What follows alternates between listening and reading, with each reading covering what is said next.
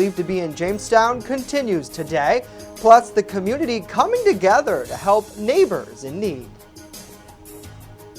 Well, that humid air is going nowhere anytime soon, but there will be some more shower chances in the forecast. We'll talk about it next as the news at noon starts right now. Live and on demand, this is WNY News Now. This is WNY News Now with live breaking news.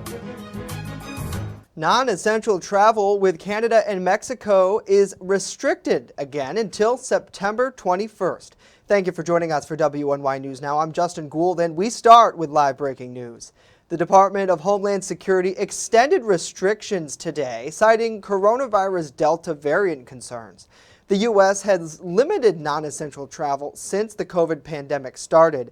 Restrictions don't apply to cross-border trade, U.S. citizens, lawful permanent residents, and people traveling for medical purposes or to attend school. Now, on the flip side, as of last week, fully vaccinated U.S. citizens and permanent residents in the U.S. are allowed to travel into Canada again.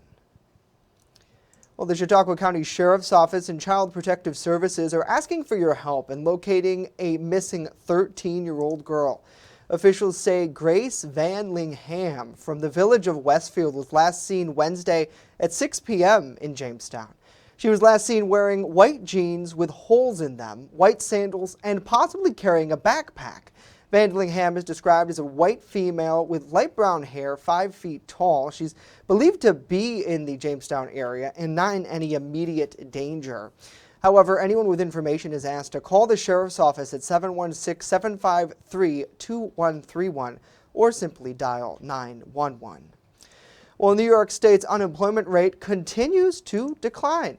That according to new figures out yesterday by the State Labor Department, the rate slightly down in July. The numbers of private sector jobs decreased by 43,800 during that time, marking the state's largest gain in private sector jobs since March. The state's private sector job count is now 7% higher compared to July of last year. Well, the Jamestown community is coming together to help an elderly couple make needed repairs to their lifelong home today. As WNY News Now's Bronson Rasmussen reports, Joe and Donna Rafa have lived in their Walnut Street home for 30 plus years, and now parts of that structure have fallen into disrepair. Due to health issues, the Rafa family are not able to fix up the property on their own. They recently reached out to Susan Justham, the executive director of Love Inc. Our role is to be distinctively different, and so we took the time to listen to their story and find out what was going on. The house needs a lot of work, like repairing the front porch, including the steps and railway, along with tearing the fencing down and other issues. The lack of maintenance has led the city of Jamestown to levy several code violations against the elderly couple. Since then, the Department of Development agreed to work with the Rafas and extend the deadline to address those violations, since they plan to take actions to remedy the issues. However, they are not doing it alone. With the help of Justham and volunteers like Jim Kama from the Zion Covenant Church, the community is coming together to lend a hand. I'll put it out there, but I don't know. I don't think we're going to be able to. And same thing, I just put it out to the group, said, hey, is this something you think we could do? And a couple people from the group immediately responded and said, you know what, we'll take a look. Several local churches have come together to donate money, helping to cover the cost of materials to make the repairs. The Jamestown Renaissance Corporation is also lending a hand, matching money raised up to $4,000. Participants believe that just speaking out about your problems, like the elderly couple did, is the first step in situations like this. A family can be struggling, and they can be struggling in silence. And it's not until someone is aware and an issue is brought to attention that anyone can step in and help. Bronson Rasmussen, WNY News Now. Bronson, thank you. The group hopes repairs to what is Joe Rafa's childhood home will be finished by the end of the day today. Well, a memorial motorcycle ride is slated to take place this weekend, raising money and awareness for U.S. veteran organizations and interests here in Chautauqua County. Over the past few years, David Anthony, the director of the American Legion Riders of Western New York, says the ride has raised over $10,000. That funding, Anthony says, has gone to support efforts by the local Blue Star Mothers chapter, helping cover costs associated with their Christmas care package drive and to fund programs for vets with PTSD, like the Joseph P. Dwyer Veteran Peer-to-Peer Support Project. In addition to raising money, the organization goes on to say the importance of raising awareness is key as well. Every day, 23 veterans commit suicide. And we want to make sure that if you know a veteran, if they're alone, please let them know that they're not alone. We can reach out, we can help them out. We're here for them. Both vets, their friends, and family and community members alike are invited to join that ride. Registration costs $15 with an additional $5 charged for extra bikes. The ride kicks off from the Brockton American Legion on West Main Street tomorrow at 10 a.m. Certainly, we hope to see you there. Thanks for joining us for WNY News Now as we get a check of some local news headlines this afternoon. Let us know what you guys think about that story and more in the comments down below. And while we have your ear, we want to remind you, you can now watch us live on your television anytime, live or on demand, by simply downloading the Channel 716 Roku app. A great group of people that we're working with there to provide local news to the Jamestown community and all of Western New York. Just search Channel 716 on Roku. Well, we got to say hello to Patty. Good to see Alice, Sherry, and Dave. Hopefully you all are having a great day out there and enjoying the beautiful weather that's abode. Chief Forecaster Dakota Hunter joining us live now with more on that. Good Friday to you, Mr. Hunter. Hey, good Friday, Justin, and good Friday to you. Made it to the end of another work week, and just a little hint about 716. I can't wait for some of the stuff that's coming on Channel 716, so stay tuned for that. Live look over the Peaches and Cream Skycam in Randolph shows you those blue skies right now, 74 degrees, no wind to speak of out there right now, so it's a nice day out there. The clouds have really parted from where they were this morning. Of course, we had that cloud cover this morning, and now the satellite and radar composite really doesn't show you much in the way of cloud cover right now. The clouds have moved on away, and we've got some partly to mostly sunny skies for much of the afternoon. 78 was the high yesterday. Started the day at 63, 93, and 39 are the record highs and lows for this day. We'll be nowhere near those, so we don't have to kind of worry about that. So it won't be that hot or that cold either. So clouds break through the afternoon today, leading to partly to mostly sunny skies. Quite humid. The humidity's still in play. It's not going anywhere over the next several days. 76 near the immediate Lake Erie water to 84 inland. That's 76 right at the waterfront because of that southwest wind, averaging about 5 to 10 miles per hour. Now, tomorrow we get into some more shower chances, and then the heat and humidity continues into next week. We'll talk about it in detail with that 7-day forecast later in the show, Justin. Yeah, all eyes to the weekend. You'll let us know coming up in about 10 minutes time, Dakota. We'll see you back. A Jamestown area soup kitchen reopened their dining room this month after it was closed for over a year due to the pandemic. Earlier this month, the St. Susan Center slowly began to reopen their indoor dining operations after providing much-needed takeout service last year. The Senator's executive director, Bonnie Scott Slate, says her volunteers were not able to serve the same level of food during the pandemic, only offering sandwiches and easy-to-go options. While Scott Slate says she doesn't know what the future will hold with the COVID-19 Delta variant concerns on the rise here locally, she feels this is a strong step forward. Right now, it's about 75 to 100 people a day, depending on the weather, depending on the mood of someone, if they want to come down, which has always been the case because anyone can come here. I do think that we are still responding to a need in Jamestown, which is people are hungry, and when they're hungry, they need the soup kitchen. The charitable organization is supported by donations from local businesses like unused food from a restaurant or store and operated by volunteers. Scott Slate says that over the past few months, she has seen an uptick in volunteers returning following a bit of a hiatus. To learn more about the center and how you can help their mission, check them out on Facebook. Well, trout reproduction in Lake Erie has been documented for the first time in over 60 years.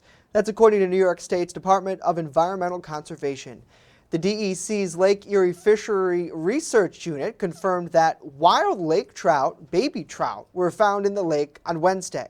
Officials say this find is a key milestone in the restoration of lake trout after 6 decades of significant investments to improve water quality. The discovery follows a study the DEC conducted to find potential lake trout spawning areas in eastern Lake Erie. They discovered fry fish trapped off of a rock 5 miles west of Barcelona Harbor in Chautauqua County back in May.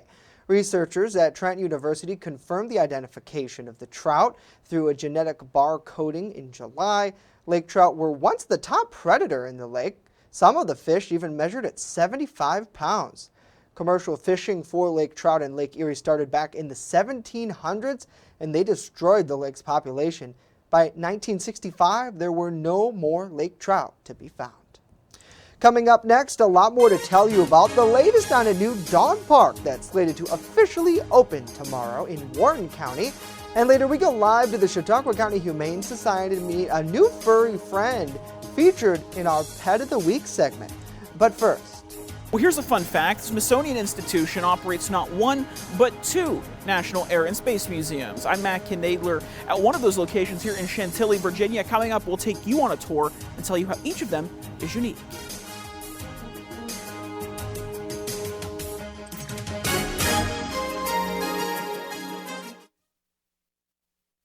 With coverage that matters, this is WNY News Now.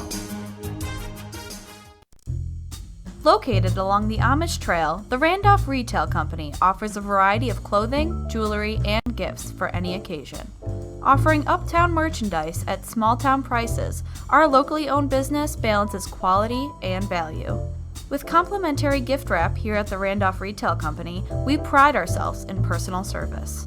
Check out our Facebook page or stop in today at 127 Main Street, Randolph, just a 20-minute drive from Jamestown.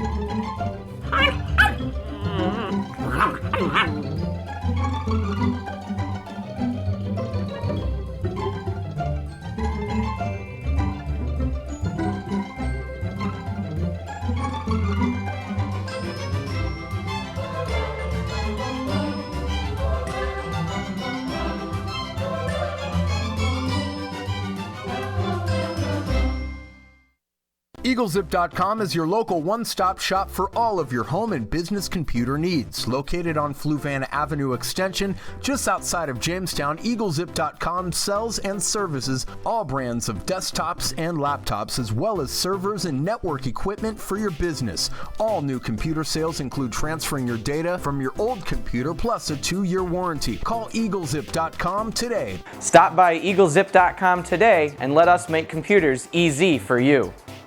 You're watching WNY News Now, where coverage comes first. Today in our Reopening DC series, we take you to the Smithsonian National Air and Space Museum. But if you're thinking of the location in downtown Washington, you'll want to think again. Our Washington correspondent Matt Knadler takes us on a tour of the museum's second home, where you'll find things from Earth to space and everywhere in between. The phrase "heads up" takes on a whole new meaning at the Smithsonian National Air and Space Museum. Visitors will find everything from planes to satellites hanging from the ceiling of the museum's Udvar Hazy Center in Chantilly, Virginia. You'll notice the museum itself was actually built like an airport hangar. So this is a very important facility for us because it allows us to display the big stuff. The bombers, the airliners, the large military aircraft, and commercial and civilian aircraft that we cannot otherwise fit in our mall building location. Jeremy Kinney is the man responsible for getting all of these cool artifacts inside the museum, including planes present at the Pearl Harbor attack, the plane that dropped the atomic bomb on Japan and effectively ended World War II, the Enola Gay, and the world's fastest jet-powered airplane, the Blackbird. It flew from Los Angeles to Washington, D.C. in just over an hour. From there, visitors will find their way into the space exhibit, greeted by the one and only Space Shuttle Discovery. It was the first operational shuttle to be retired. So a lot of these objects reflect, World War II, where they're collected as technical objects, in the heat of battle. But also we were always talking to agencies like NASA, to leading pioneers of flight, and say, hey, can we have that airplane? Smithsonian actually operates two separate air and space museums, the Udvar Hazy Center here in Northern Virginia and the flagship location along the National Mall in Washington, each offering visitors a unique experience. The National Mall location is still open, but it's partially closed amid a 7-year renovation project. It's there you'll find Neil Armstrong's spacesuit he wore to the moon and the Wright brothers' first ever plane. New exhibits will open to the public beginning in 2022, the final project scheduled to be completed by 2025. What we've done between the two facilities is to tell stories that we can interpret very heavily downtown, but we can also show the big stuff here at the Udvar-Hazy Center. Like many places in Washington, COVID closed the doors of the Air and Space Museum for parts of the last 18 months. Some volunteers are still helping visitors virtually. The pandemic also slowed down renovation work on the National Mall location, but Kinney tells us attendance is, shall we say, taking off once again. Well, the National Air and Space Museum documents the history of flight in and out the atmosphere. And it's primarily for the United States, but also it's a world story. In Washington, Matt Kinnaidler reporting. Matt, thank you. Really cool. An update on a story we first brought you here yesterday. Authorities now identifying the man who claimed to have a bomb in his truck near the U.S. Capitol. Police say 49-year-old Floyd Ray Rosenberry engaged Capitol Police in a standoff after driving onto the sidewalk in front of the Library of Congress. He allegedly is said to have a bomb and showed an officer what looked like a detonator. Multiple buildings were evacuated. Eventually, Rosenberry surrendered without incident. Authorities have not yet announced a motive. Over the course of time, we tried to negotiate with Mr. Rosenberry. We first started doing that with a whiteboard, just writing messages back and forth. We used a robot to get a telephone down to him, but he would not use the telephone. But shortly after we had delivered the telephone, he got out of the vehicle and surrendered, and the tactical units that were close by took him into custody without incident. Now, Rosenberry posted several Facebook videos earlier in the day appearing to be holding an explosive device in his truck. He called for all Democrats, including President Biden, to step down and expressed frustration about the situation in Afghanistan. Rosenberry frequently made pro-Trump posts and posted videos from Trump's Million Mega March. After he surrendered, police say they were searching the vehicle to see if there's actually a bomb. Well, as Afghans mark the nation's Independence Day from British colonial rule, the Taliban using the holiday to declare victory over a, quote, powerful and arrogant United States. The U.S. and its allies now scrambling to get tens of thousands of people out of the country as the Taliban solidifies its control. The Biden administration is facing some criticism from both sides of the aisle, though, as well as from veterans, Gold Star families, and Afghan partners. Isabel Rosales with the latest for us. Defiant Afghans taking to the streets Thursday to mark the nation's 1919 Independence Day from British colonial rule. As the Taliban moves to crush opposition across the country, chaos outside the Hamid Karzai International Airport. Desperation growing among thousands of Afghans attempting to flee the increasingly dire situation. The U.S. and allies racing to evacuate tens of thousands of citizens and Afghan partners. Why have the American soldiers forgotten about us after everything we did? The sacrifices we made. Why are you leaving us behind? So far, the Pentagon says the U.S. has evacuated at least 7,000 people this week and is ramping up efforts to get more to safety. We intend to maximize each plane's capacity. We're prioritizing people above all else. But President Joe Biden is under mounting scrutiny for the chaotic withdrawal of troops. We owed a better plan to our men and women in uniforms. We owed all of them a better plan and our Afghan partners than this plan right now. The president defending his decisions in an interview with ABC News. There is no good time to leave Afghanistan. The basic choice is, am I going to send your sons and your daughters to war in Afghanistan in perpetuity? In Washington, I'm Isabel Rosales. Isabel, thank you. President Biden is expected to address the ongoing issues abroad later today. Well, the first ever dog park officially opens in Warren County tomorrow. The Woofington Dog Park, located along Route 62 next to the Warren County Visitors Bureau, aims to help dogs have a pawsome time. The grand opening celebration kicks off at noon. Celebrations include food truck vendors, dog treats, and cookies for their human counterparts. Rocco Del Prince, who sits on the board of directors that helped bring this idea to life, sat down with 92 Gold's Aaron Mee this week. Del Prince saying that in addition to the green space for dogs and their owners, he hopes to develop additional education classes as well. We'll have some professional trainers that we're working to put on the calendar for the 2022 summer season. Although the park is free to use, Del Prince says donations are encouraged as it will have some operating costs. Those looking to donate can check out QR codes at the park. Certainly really great, and can't believe it's the first ever dog park there in Warren County. Let us know what you think about these stories and more in the comment section down below. We always love to hear from you, no matter what you say. It's great to see Shannon. Good to see Mary, Pam, Jason, and Douglas as well. Hopefully you all are having a great Friday out there. We appreciate you tuning in. Well, a lot of people may be enjoying some of this beautiful sunshine because I think we're all sick of the rain, Dakota. And I know you have no control over it, my friend, but it's really great to have the sun at least back today. Yes, you've got one day, and that's today, of some good sunshine. Let's go in there and take a look at it. Speaking of the rain, we wanted to talk about where we're at in terms of the yearly rainfall totals. So where we're at right now, we're at 30.16 inches, and 11.44 of that came in the month of July, or what I like to call rain lie, because that's basically what it was.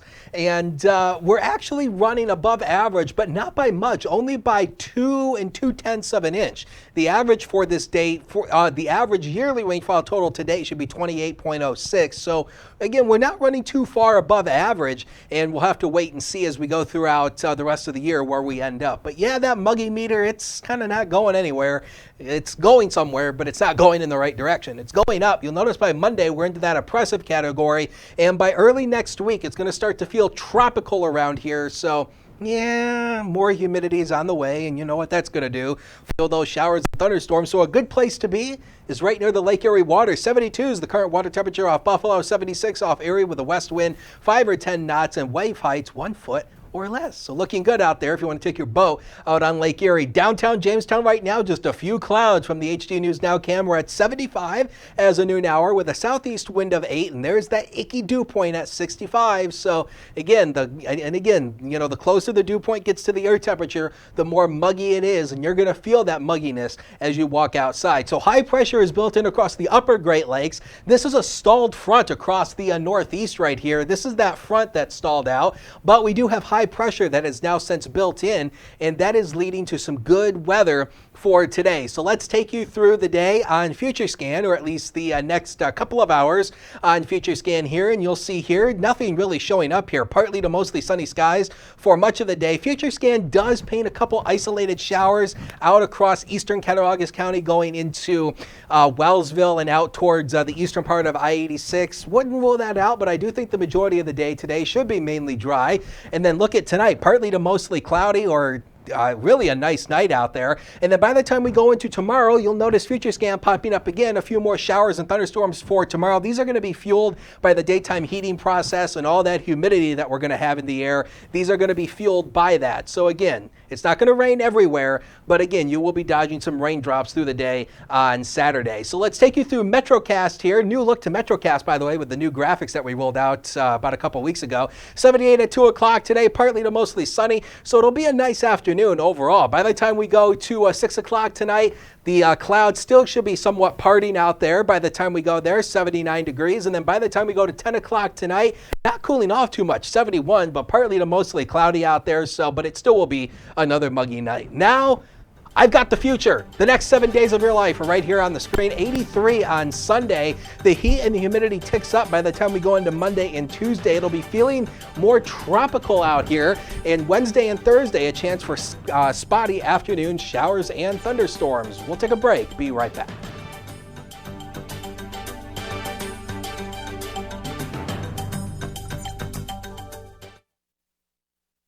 With coverage that matters. This is WNY News Now. I'm a survivor. I'm a survivor. I'm a survivor. Testicular cancer is the leading form of cancer in men aged 15 to 35. 1 in 250 men will be diagnosed with testicular cancer. But 98% will survive if detected early. As a survivor, I believe early detection is the key. Learn how to do a testicular self-exam and other important facts about testicular cancer at oneball4tc.com.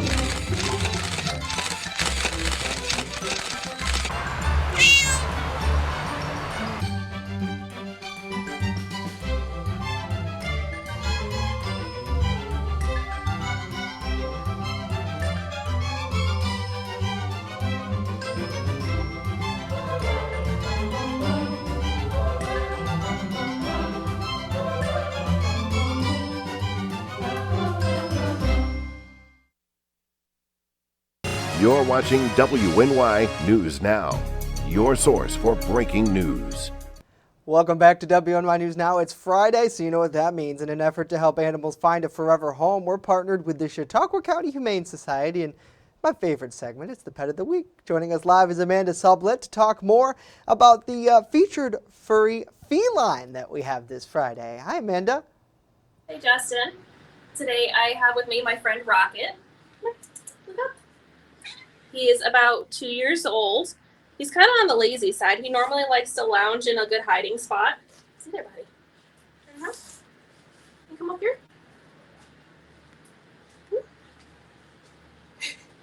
He tends to do well with other cats, but he does like to be left alone where he can do his own thing. So making sure that he has good ample space to interact on his own terms is going to be the best situation for him. I'm not sure that he would be the best candidate to go to a home with dogs, but when we talk about kids, we do want somebody who's a little bit on the older side who can handle his moods. Like that one. Right. Everybody gets moody every now and then, Amanda. And the name Rocket, it seems almost kind of deceiving. You think of Rocket, right? You think of somebody who's all spastic and ready with energy. Do you know where that came from? He actually came to us with that name, so I don't know if he earned it while he was a kitten. But he does show that side every once in a while.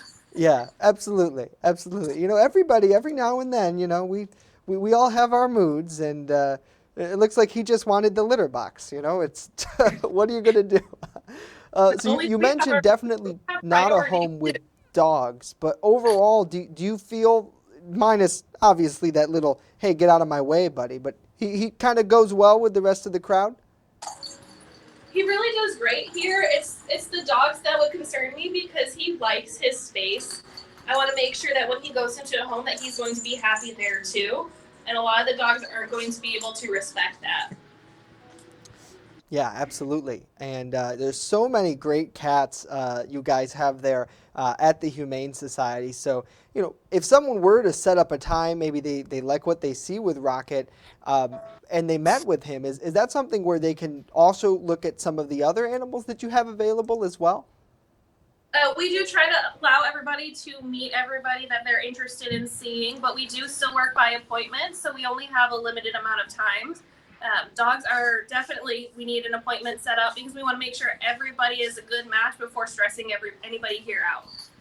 By walking through the hallways, dogs can get really stressed. It makes them want to bark, and it doesn't always end up well for them. Nobody wants to live in a place where they're constantly feeling stressed. Right. No, absolutely. And you guys do an excellent job of trying to match folks. So if you want to learn more about our friend Rocket that you see over there, it's super easy. All you have to do is log online to chqhumane.org. And it looks like he's interested. They're always so interested in the camera. They're always like, what is happening? And you can learn a lot more about him and any of his other felines out there too as well. Amanda, thank you so much for joining us today. We really, really appreciate your time and Rocket's time. So again, everybody, it's chqhumane.org. WNYNewsNow.org is the place to go. Well, that's going to do it for us today. Of course, news continues 24/7 at WNYNewsNow.com and on our mobile app. And we'll remind you, if you want to watch us on your television, it's very easy. You can download channel 716. It's free right now on Roku devices. Have a great weekend. We'll see you back here on Monday.